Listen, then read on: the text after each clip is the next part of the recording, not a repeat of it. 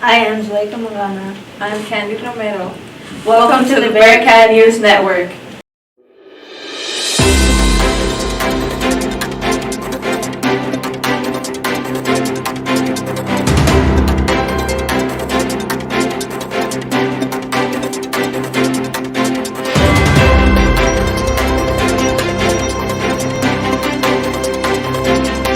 We please stand for the pledge.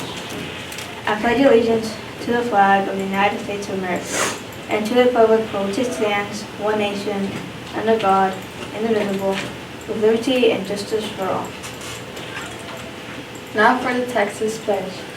Under the Texas flag, I pledge allegiance to free Texas, one state under God, one and indivisible. Please remain standing for a moment of silence.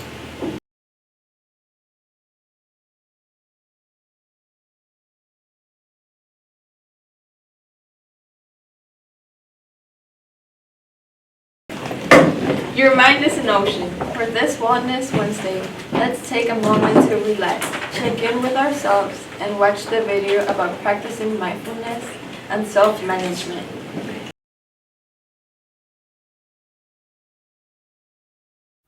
Learning to meditate is a little like learning to surf. In the same way that the ocean has many different moods, so does the mind. Sometimes it feels easy, even relaxing. At other times, it feels challenging, perhaps overwhelming. But as we spend more time in the water or more time with the mind, we come to know these different conditions. We begin to better understand what kind of approach is required each day. Some days, we'll need to apply a little more effort to stay balanced. On others, we experience almost effortless practice, or at least moments of it anyway. And as we become more stable in our practice, more balanced in our approach, we begin to feel more confident. Most important of all, we come to accept that although we can't control the waves, we can always learn how to ride them.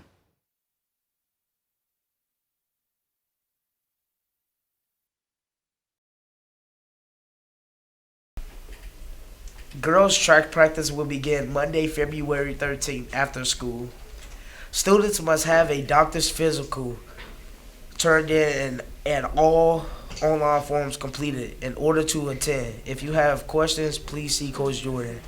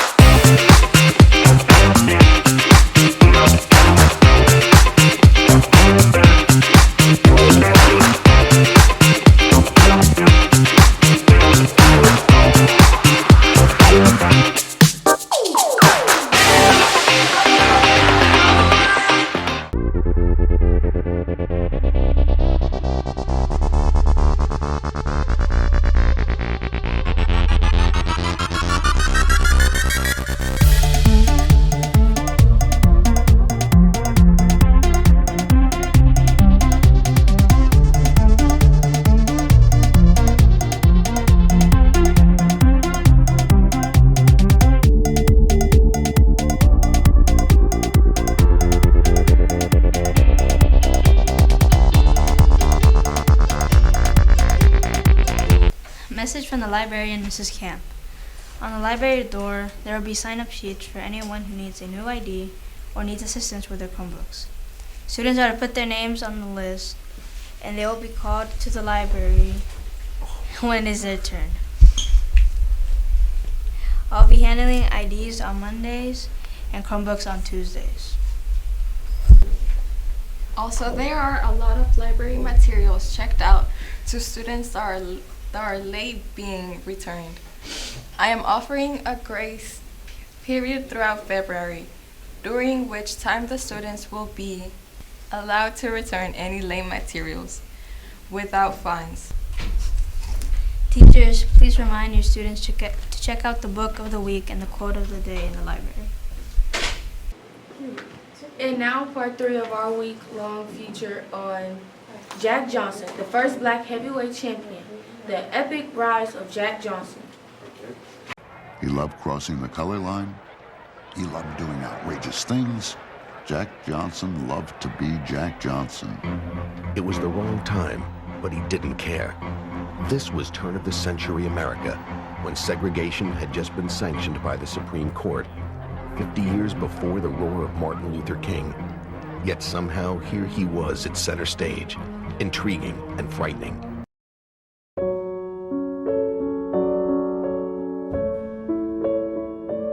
For his time, he was a defensive genius.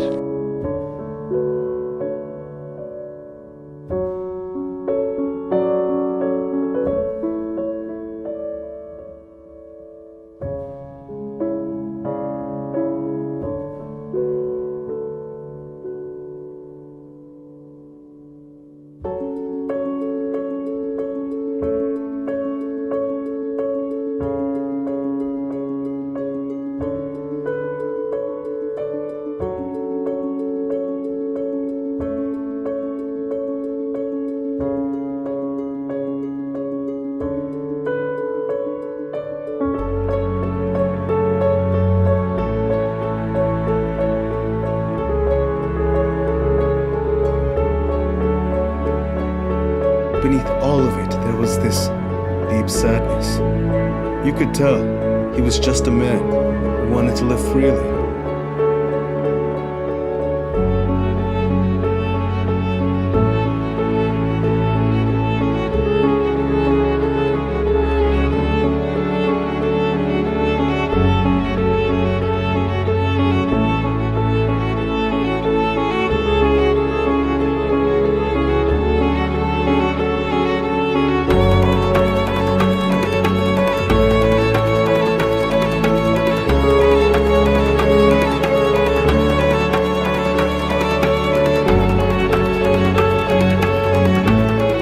Watch somebody's toy with another great fighter. It's the kind of thing he must be magic.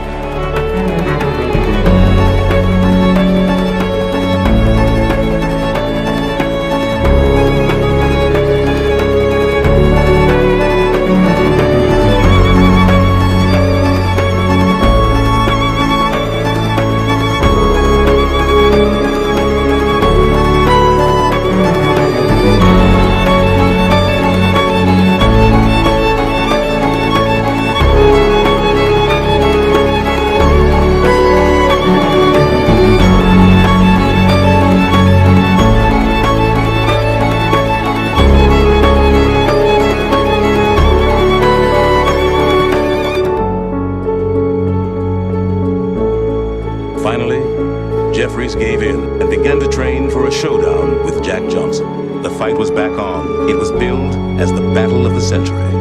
June 1910, Reno, Nevada. 300 workmen are constructing a 22,000-seat arena. They had come to see their hero, the white ex-heavyweight champion Jim Jeffries, take back the title from the first African-American ever to hold it, Jack Johnson. The fight is so significant that in an era when filming is still rare, even the build-up is captured.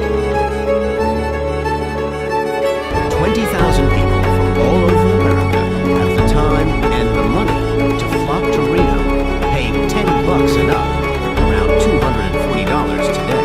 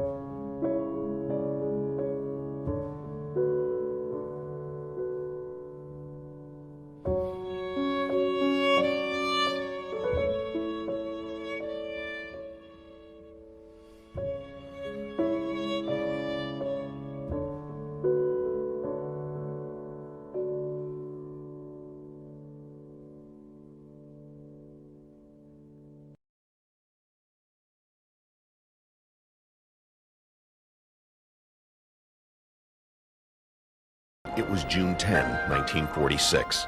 Not long after being refused service at a roadside cafe in North Carolina, Johnson lost control of his Lincoln Zephyr. The car was traveling at a high speed when it slammed into a power pole. He was 68 years old. As it happened, there was no second chapter in his life, just silence after the cheering had stopped. He managed to achieve greatness as a boxer, but it could be said he achieved something more as an American pioneer. Back in 1909, man. Man, you know, Jack Johnson was the greatest. He had to be the greatest of all. Wasn't no black television, wasn't no telephone. All this stuff in them days, he was bad when you think about it. I know I'm bad, but he was crazy.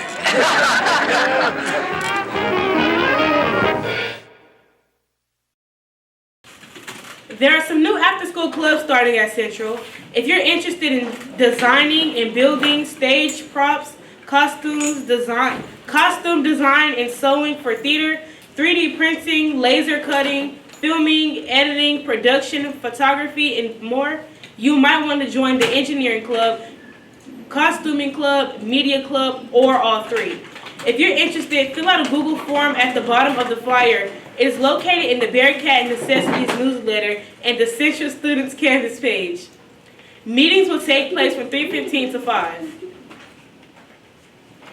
Here is today's riddle.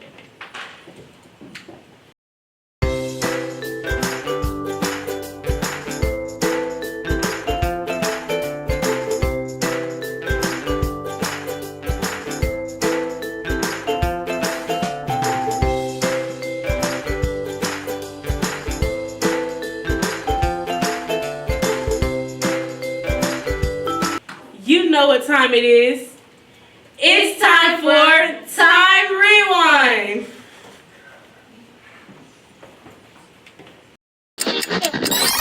On my honor, I will do my best to do my duty to God and my country. It's Time Rewind for February 8th. The Boy Scouts of America is founded on this day in 1910. Its mission to train youth in responsible citizenship, character development, and self-reliance. A couple of firsts on this day, both from 1924. The U.S. conducts its first execution by gas chamber, and the first coast-to-coast radio broadcast reaches an audience of 50 million listeners. Let's reminisce the number one singles that dominated the airwaves on this day through the years.